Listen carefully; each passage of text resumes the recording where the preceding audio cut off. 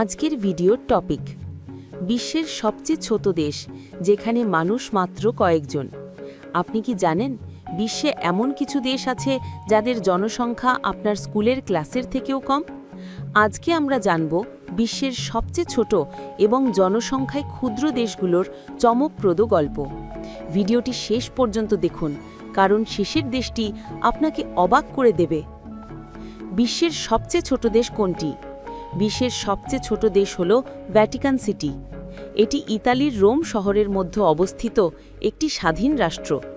আয়তন মাত্র ৪৯ হেক্টর বা ০.৪৯ বর্গ কিমি। জনসংখ্যা প্রায় ৮০০ থেকে ৯০০ জন। গাড়ি পার্কিং থেকেও ছোট আয়তনের পুরো একটা দেশ। এখানে মূলত ক্যাথলিক চার্চের প্রধান পোপ বসবাস করেন।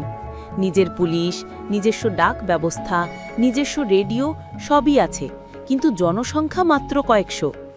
আর কোন দেশগুলোতে মানুষ সবচেয়ে কম? ১. টুভালু। অবস্থান প্রশান্ত মহাসাগর।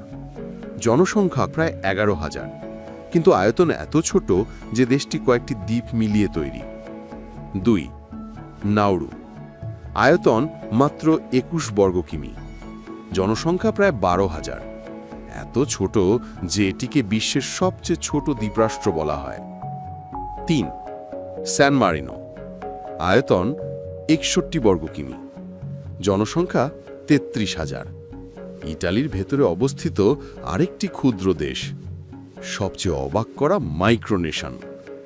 দুনিয়াতে এমন কিছু এলাকা আছে যাদের দেশ হিসেবে স্বীকৃতি নেই, কিন্তু প্রতিষ্ঠাতারা নিজেদের দেশ বলে দাবি করেন।